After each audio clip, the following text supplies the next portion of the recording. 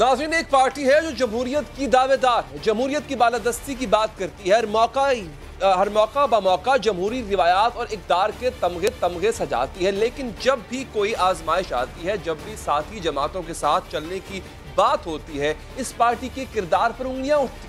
जब हुकूमत में होती है तो करप्शन की बदतरीन इल्जामात इस पर लगते हैं, कारकर्दगी पर सवालिया निशान लगाए जाते हैं। और जब ये जमात अपोजिशन में होती है तो मुंतखब हुकूमत की जड़ें काटने में इसी जमात का नाम आता है। मुत्तहदा अपोजिशन के इत्तेहाद को धोखा देने का इल्जाम भी इसी जमात पर लगता है। इस जमात का नाम है पाकिस्तान पीपल्स पार्टी, जिसका कहना है कि जमहूरियत ही सबसे बेहतर तर्ज अमल है। लेकिन जब आज कौमी असम्बली में वफाकी वजीर अली जैदी ने पीपल्स पार्टी की क़यादत पर इल्जामात की बौछार की तो यही पीपल्स पार्टी का रद्द अमल हैरान कुन था। वफाकी वजीर के इल्जामात का तहम्मुल से जवाब देने की बजाय पीपी रहनुमा नवीद कमर वो लड़ने के लिए तैयार हो गए जो अक्सर ठंडे मिजाज के एक रहनुमा समझे जाते।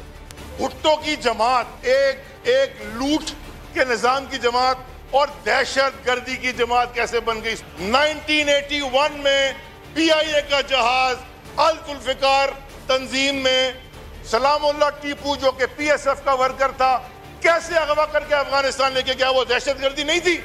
ये इस हाउस का कोई इज्जत बढ़ा रहे हैं हम या अच्छा ठीक है ना भाई, फिर लड़ाई करते हैं। आओ मैं भी कोर्ट पर आता हूँ, आओ ना फिर। पीपी अरकान की तरफ से सिर्फ ये हंगामा आराई नहीं की गई थी, बल्कि दूसरों को बर्दाश्त और रवादारी का दर्स देने वाली इस पार्टी के रहनुमा वजीर आजम इमरान खान पर जाती हमलों पर उतर आए। सीता वाइट केस का जिक्र करते हैं। सबसे पहले आप देखें, आप मुझे आज अमेरिकन अदालत का फैसला है, DNA से प्रूफ हो चुका है जो शख्स अपनी बेटी को तस्वीर कबूल नहीं कर सकता।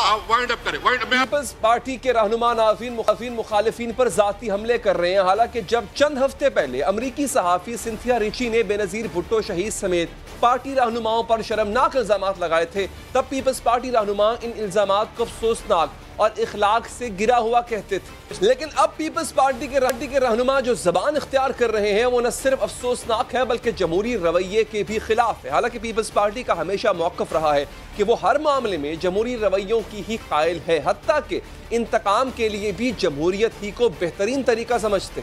लेकिन पीपल्स पार्टी की तारीख जमहूरी रिवायात को अपनाने से ज़्यादा तोड़ने से भरी पड़ी है। ज़्यादा दूर नहीं जाते नाज़रीन, पहले मुस्लिम लीग नून की साबिक हुकूमत के दौर की बात कर लेते। जब बलोचिस्तान की मुंतखब हुकूमत को जोड़ तोड़ करके गिराया गया, उस वक्त पीपल्स पार्टी के रहनुमा इस गैर जमहूरी अमल का क्रेडिट लेने में पेश थे। जब पाकिस्तान तहरीक इंसाफ की हुकूमत आई और मुत्तहदा अपोजिशन चेयरमैन सेनेट के खिलाफ तहरीक अदम एतमाद लाई थी, लेकिन हैरान कुन तौर पर सेनेट में अक्सरियत के बावजूद अपोजिशन की तहरीक नाकाम हो गई थी। मुत्तहदा अपोजिशन में इसकी नाकामी का जिम्मेदार पीपल्स पार्टी को ही ठहराया गया। सिर्फ सेनेट की तहरीक ही नहीं नाज़रीन, बल्कि जब अपोजिशन को पीपल्स पार्टी की जरूरत पड़ी, पीपल्स पार्टी ने अपोजिशन से फासला अख्तियार किए रखा।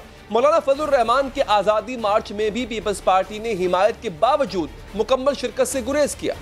मौलाना साहब जा रहा है इस्लामाबाद, हम भी उनको मॉरल सपोर्ट देते